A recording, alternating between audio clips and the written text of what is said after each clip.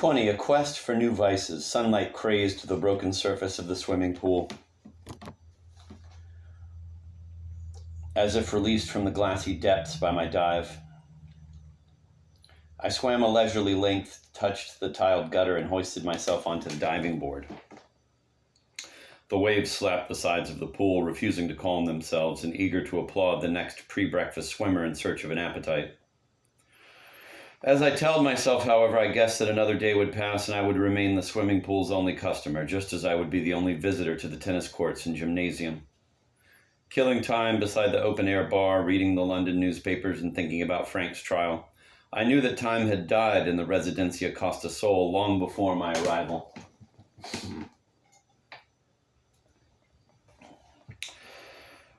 During my first week as manager of the sports club, I sat back and watched Elizabeth Shand's groundsmen revamp the entire premises. They cleaned and filled the pool, watered the lawns, and white-inked the tennis courts, then buffed the hardwood floor of the gymnasium to a mirror-like finish, ready for the first aerobics class. Despite these efforts and the expensive poolside furniture waiting to cushion their exhausted limbs, none of the Costa Sol residents had put in an appearance. My hours, David Hennessy told me, ran from 11 a.m. to 3 p.m. But take as long as you want for lunch, dear boy. We can't have you going mad with boredom.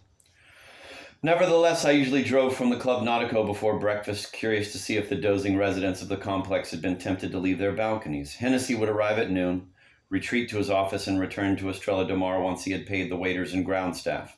Sometimes Elizabeth Shand would visit him, arriving in her limousine with the two Germans. In a curious pantomime, each would hold open a passenger door for her while she gazed at the sports club, like a predatory widow visiting an entailed property about to fall into her grasp. Had her legendary business savvy deserted her for once? Eating my breakfast at the bar, surrounded by the silent waiters and the empty sun loungers, I guessed that she might soon be writing off her investment and leaving for the richer pastures of Calahonda. The caravan would move on to the retirement pueblos of the coast, taking with it my last hopes of discovering the truth about the Hollinger fire.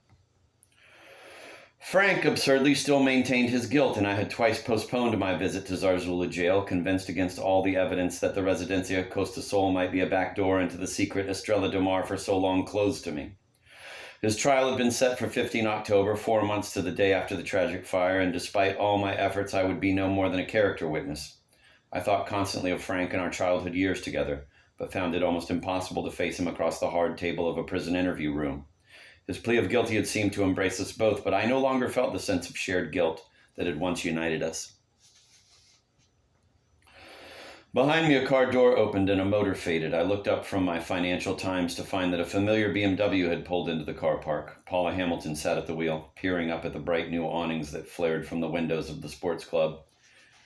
She had changed at the home of one of her patients at the Residencia and wore a yellow beach robe over her black swimsuit.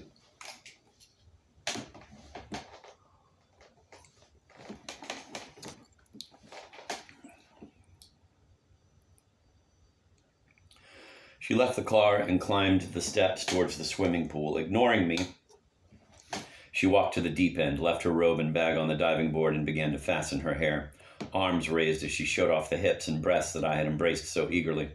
I had repeatedly wrung her flat near the clinic, but since visiting Frank in Zarzuela jail, she kept away from me.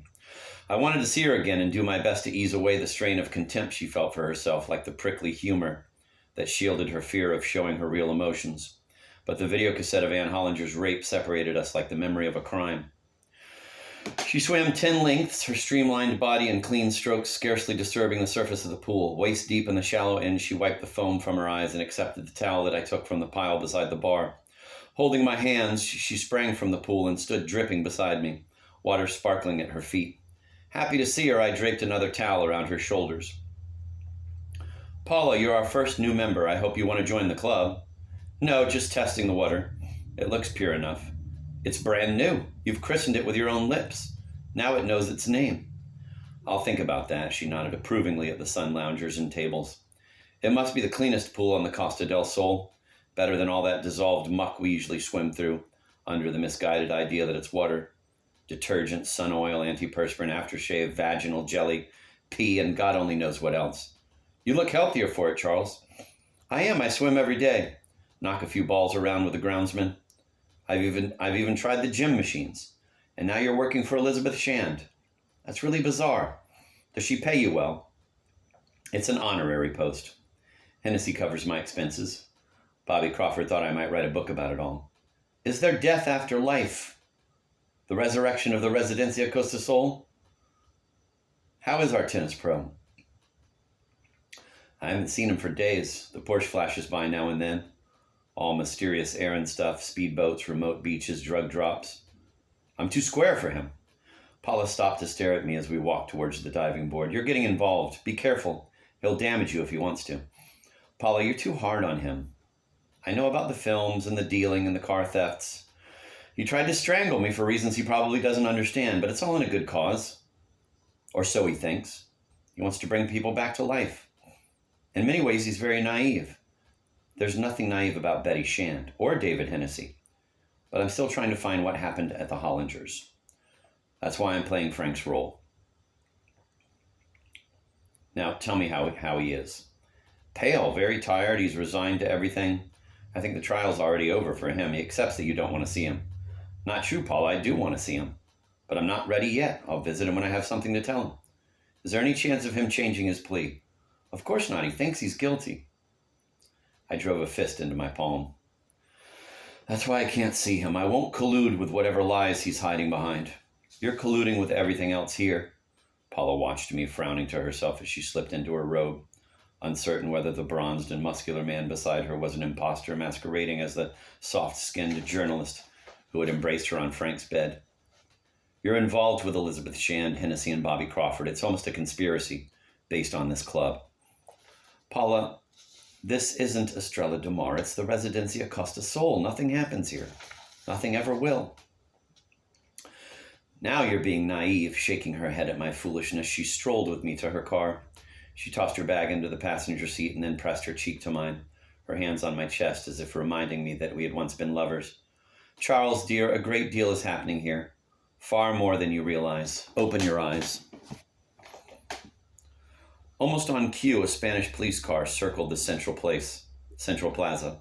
It stopped beside the marina, and one of the uniformed officers shouted to the boatyard where Anderson worked each morning on Crawford's speedboats. Often I walked down to the quay, but the morose Swede avoided me, unwilling to talk about the Hollinger fire and still nursing his memories of B.B. Jensen. During his rest periods, he retreated to the Halcyon, which was berthed near the boatyard, and sat in the cabin, ignoring my feet on the deck above.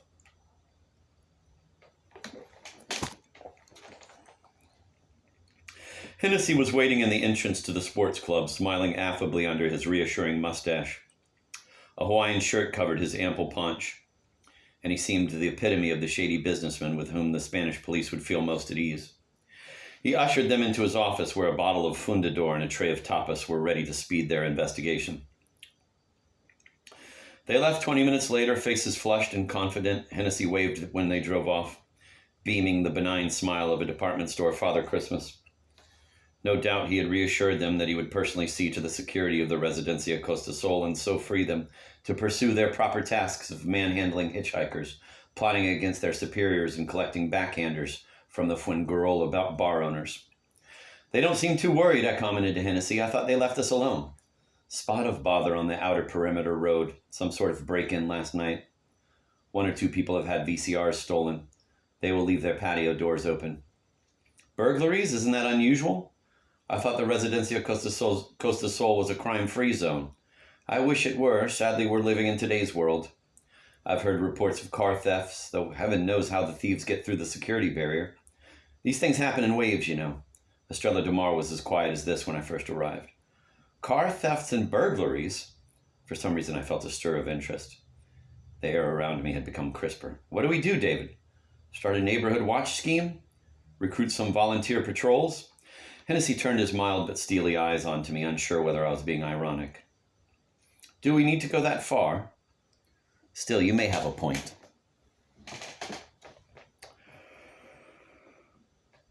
Think about it, David. It might help to rouse people from this dreadful torpor. Do we want them roused? They could become a nuisance. Develop all sorts of odd enthusiasms. I'll mention it to Elizabeth. He pointed to the stretched limousine moving through the gates of the sports club, its burnished carapace outshining the sun.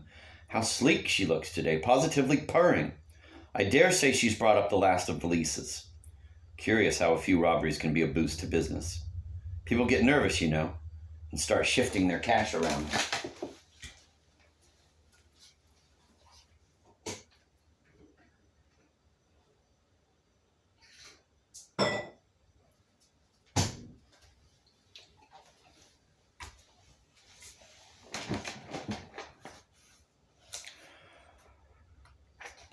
So crime was coming to the Residencia Costa Sol after its brief years of peace. The unending slumbers of the Suncoast were about to be disturbed.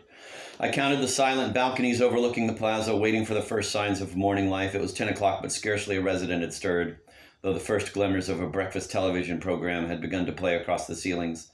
The Costa Sol complex was about to wake itself from the deep seabed of sleep and break the surface of a new and more bracing world. I felt surprisingly elated. If Bobby Crawford was the young district officer, then David Hennessy and Elizabeth Shand were the agents of the trading company who dogged his heels, ready to rouse the docile natives with their guns and trinkets, beads and brummagem. This time, however, merchandise of a different kind was being delivered. From the trunk of the Mercedes, the young Germans lifted a computerized cash register. Elizabeth Shand broke off her tete-a-tete with Hennessy and beckoned me towards her. Despite the heat, her immaculate makeup was untouched by the slightest hint of perspiration. A cooler blood chilled her veins, as if her predatory mind worked best at temperatures lower than the heart's. As always, though, her lips parted generously when she greeted me, holding out the promise of an erotic encounter so strange that it might jump the species barrier. Charles, how good of you to be here so early. I do value keenness. These days, no one wants anything to be a success, as if failure were somehow chic. I brought something that should help to make the prophets sing. Show Helmut and Wolfgang where you want it. I'm not sure. I stood back to let the Germans carry the computer into the foyer. Elizabeth, it's a great show of confidence in us, but don't you think it's a little premature? Why, dear? She pressed her veiled cheek to mine, her handsome body sheathed in a cascade of silks that rustled against my bare chest like the plumage of a tremulous bird. We must be ready when the flood comes. Besides, you won't be able to cheat me, or not quite so easily. I'll happily cheat you. Sounds rather exciting. It's just that we haven't had a single recruit. Not one resident has applied to join the club. They'll come, believe me. She waved to the Keswick sisters who were pacing out an area of the terrace behind the bar as if defining the margins of an open-air restaurant. There'll be so many new attractions that no one will be able to resist. Don't you agree, David? Absolutely. Hennessy stood by the concierge's counter, his arm around the computer, welcoming a new confederate in crime. I'm sure we'll be as busy as the Club Nautico. You see, Charles, I'm completely confident. We may have to build out onto the car park and leave parking space for the marina. She turned to the docile young Germans waiting in their tennis whites for her next command. Wolfgang and Helmut, I think you've already met them. Charles, I want them to help you here. They can move into the apartment upstairs. From now on, they work for you. I shook hands with the Germans. As if embraced by their own musculatures, they bounced lightly on their feet, huge knees moving like bronzed piston heads, forever trying to rearrange their bodies in some less self-conscious configuration. Good, but Elizabeth, what exactly will they do? Do? She patted my chin, pleased by my teasing. They will do nothing. Wolfgang and Helmut will be. They will be themselves and become very popular. I know about these things, Charles. As it happens, Helmut is extremely good at tennis.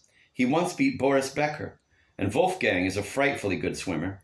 He's covered enormous distances in the Baltic Sea. Useful. Getting from one side of the jacuzzi to the other is more than most people here can manage. So they could be sport coaches? Exactly. I know you'll put their talents to good use. All their talents. Naturally, they can help with the recruitment drive. I accompanied her to the limousine where Mahood stood beside the open passenger door, heavy gels sweating under his peaked cap. The club does need new members.